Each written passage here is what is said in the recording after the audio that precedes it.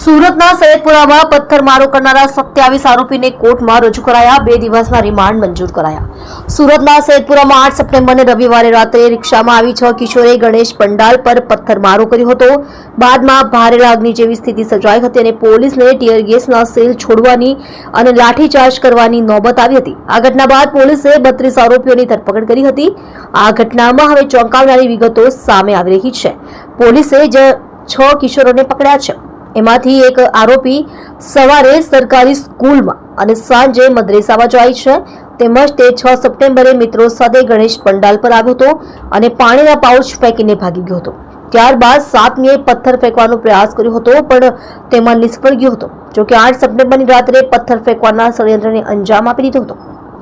6 કિશોર સિવાય તમામ 26 આરોપીઓને હાલ ઉમરા પોલીસ સ્ટેશનથી લઈ જઈ લોઅર કોર્ટમાં રજૂ કરવામાં આવ્યા હતા. પોલીસ દ્વારા 14 દિવસના રિમાન્ડની માંગણી કરવામાં આવી હતી.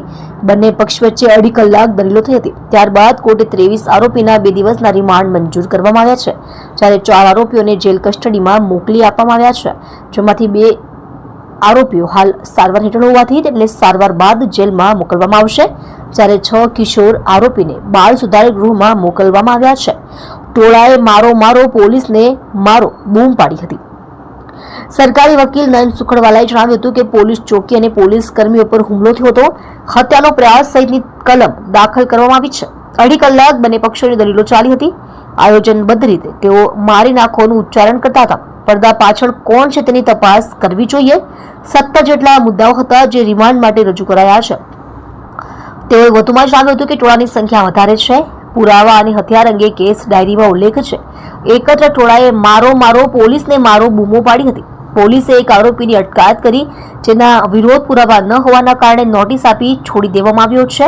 તે દિવ્યાંગ છે અને જ્યારે પૂછપરછમાં જરૂર હોય ત્યારે પોલીસ સમક્ષ હાજર રહેવા જણાવ્યું છે. તબિયત લથડતા આરોપીને હોસ્પિટલ ખસેડાયો. બંને પક્ષોની દલીલો દરમિયાન ઇલિયાસ મુનસી નામના આરોપીને તબિયત લથડતા તેને કોર્ટમાંથી સરકારી હોસ્પિટલ મોકલવામાં આવ્યો હતો. પથ્થરમારા પાછળ કોની રૂપરેખા હતી તે બાબતે તપાસ જરૂરી છે. અલગ 17 મુદ્દા પર રિમાન્ડની માંગણી કરવામાં આવી છે. પથ્થરમારા પાછળ કોની રૂપરેખા હતી તે બાબતે તપાસ જરૂરી છે. આરોપીઓ તરફથી વકીલ ભાજપના પૂર્વ કોર્પોરેટર હસમુખ લાલવાલા છે, સાથે જેબા પઠાણ, જાવેદ મુલ્તાની, અબ્દુલ શેખ વકીલ છે, જ્યારે સરકારી વકીલ નયન સુખડવાલા છે.